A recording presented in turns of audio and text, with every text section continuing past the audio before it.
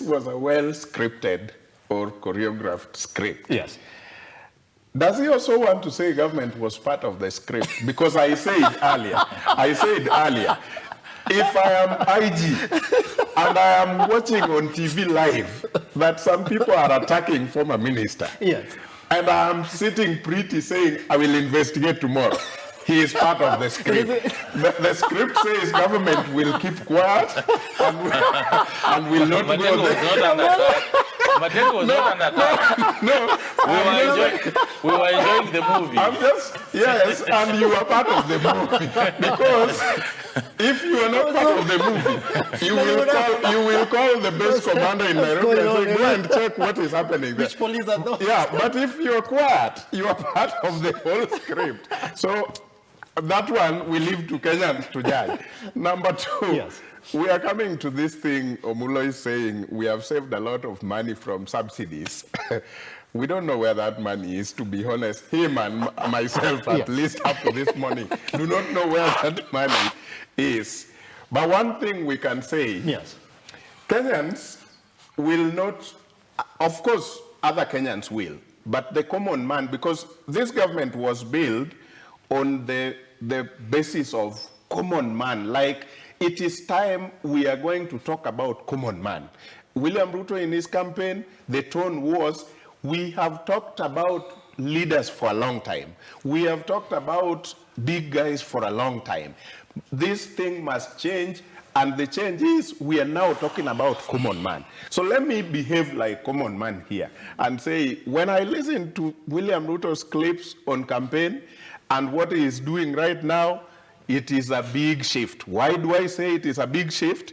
Because right now, the common man does not want to know how much you have saved on subsidy. Yes. The common man does not want to know that there were cartels, quote unquote, or cabals, who are minting Kenyans, taxpayers' money on the subsidy on unga and fuel. Yes. What common man knows is, when the so-called cabals and cartels were in the system, we bought unga cheaper, we bought fuel cheaper.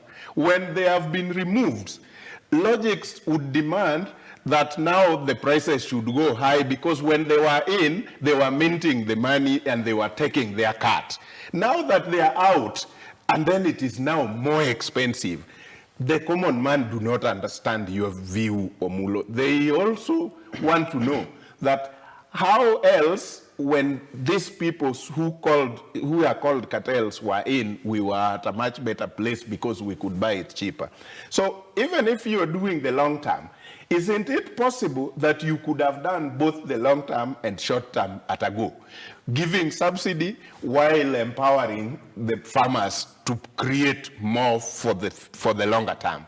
Why is it not possible to give subsidy so that today buy it at this price, but to stabilize this price, we are also empowering the farmers for a longer term? That would make a lot of sense if you argue that way, but that is not what the government is doing. The government went and took all the subsidy away, and now the fuel prices went up, and once the fuel prices goes up, everything else goes up. Now people are suffering, and they are told, keep suffering, it has to be like that, we are creating a longer term. But on the pulpit, they said, nikibeba Biblia, nikiweka chini, things will be better. Yes. So they didn't just say Biblia will be up for 6 months or 1 year before we put it down. So that is the other bit. Yes. Then finally, we are looking at things like IBC, which Omulo talked about.